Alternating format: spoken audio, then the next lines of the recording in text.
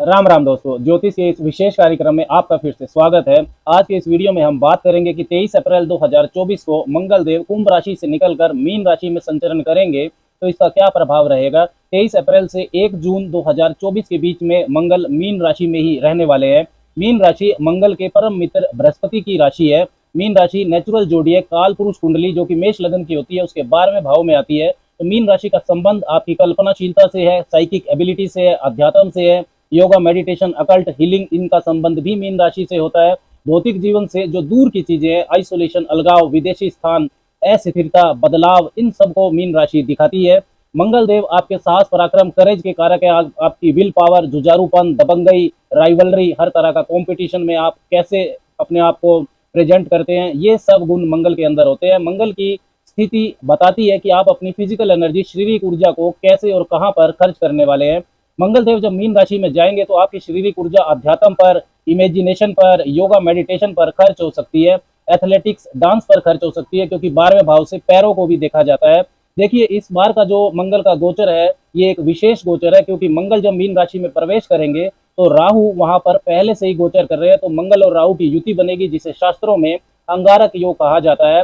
राहु के साथ एक ही भाव में मंगल देव का गोचर वैसे तो 1-1.5 वर्ष में हो ही जाता है, लेकिन मंगल और राहु की युति मीन राशि में ये जो संयोग बन रहा है ये लगभग 17-18 वर्षों के बाद बन रहा है। राहु की ऊर्जा एक तामसिक, धर्म देने वाली, जुनूनी ऊर्जा है। भौतिक इच्छाओं की पूर्ति के लिए राहु प्रेरणा देता है, चाहे उन इच्छाओं को पूरा करने का जो रास्ता है वो कानूनी हो या गैर कानूनी, राहु इसकी परवाह नहीं करता है। Suddenness, rebelliousness, foreign things, outcast चीजें, असामान्य चीजों का कारक राहु होता है।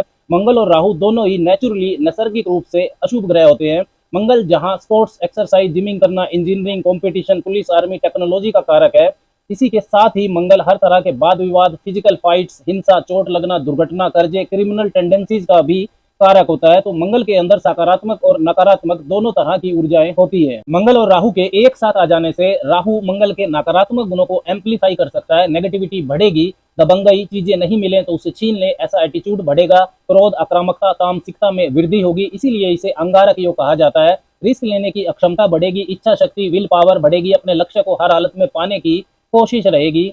साथ ही cheating tendencies, power hunger, foreign activities, तांत्रिक क्रियाएं, इन सब मामलों में भी वृद्धि होगी। चोट, दुर्घटना, सर्जरी का भी ज्यादा योग बनेगा। सभी के लिए 12 मई से लेकर 23 मई के बीच का समय विशेष सावधानी वाला रहेगा, जब मंगल और राहु के बीच की जो अंशात्मक दूरी है वो 5 डिग्री से कम होगी। अब बात करते हैं कि मंगल के राशि परिवर्तन का, मीन राशि में संचरण का मिथुन वालों पर, जेमिनी पीपल पर क्या प्रभाव रहेगा। चंद्र राशि, जन्म की राशि पर यह वीडियो आधारित है। आप इसको लगन की राशि से भी देख सकते हैं। अच्छा तो यही होगा कि आप इसको दोनों से देखिए, चंद्र राशि से भी और लगन से भी। यदि दोनों से गोचर फल शुभ है तो आपके लिए ये ग्रोथ वाला पीरियड रहेगा।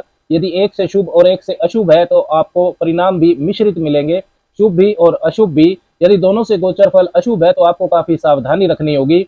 मिथुन वालों के लिए मंगल आपके 6ठे और 11वें भाव के स्वामी बनते हैं, और मंगल और राहु की ये जो युति है ये आपके 10वें भाव में बन रही है, जहां से मंगल अपनी चौथी, 7वीं और 8वीं दृष्टियों से आपके पहले भाव, चतुर्थ भाव और पंचम भाव पर प्रभाव डालेंगे।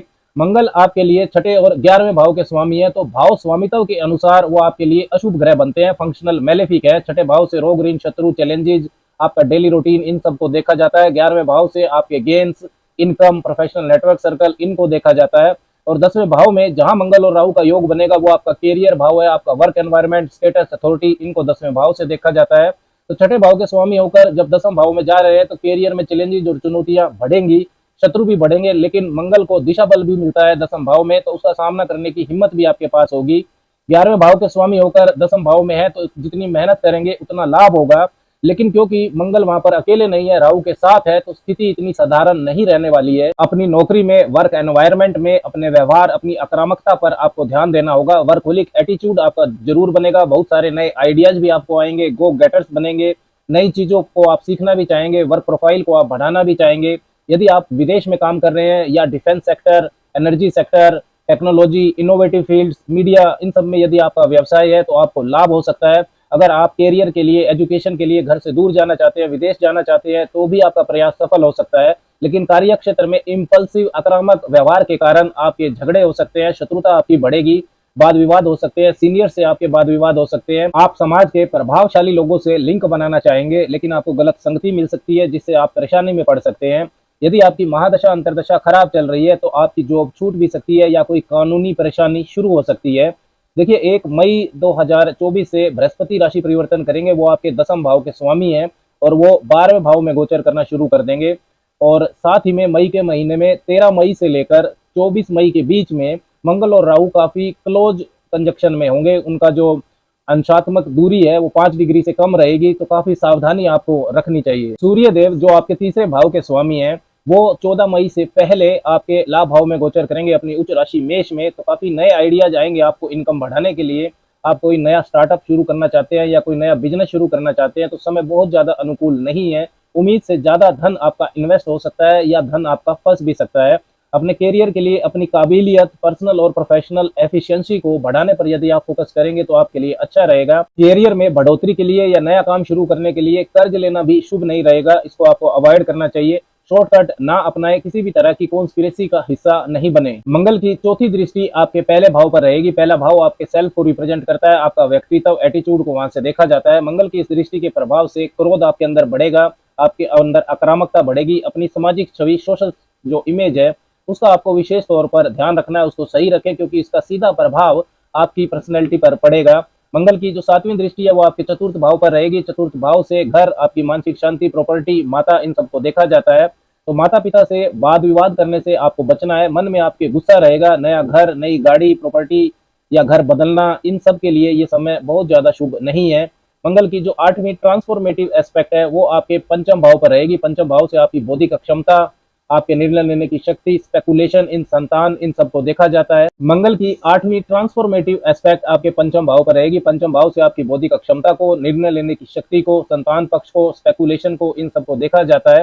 तो निजी जीवन और व्यावसायिक जीवन में संतुलन बनाने की आपको कोशिश करनी चाहिए। संतान पक्ष की भी चिंता बढ़ेगी। स्पेकुलेशन में आपको बहुत ज्यादा रिस्क नहीं लेना है। तो मिथुन वालों के लिए मंगल का मीन राशि में संचरण आपको करियर के मामले में और अपने जो निजी जीवन है उनके मामलों में काफी सावधानी रखने के लिए कह रहा है।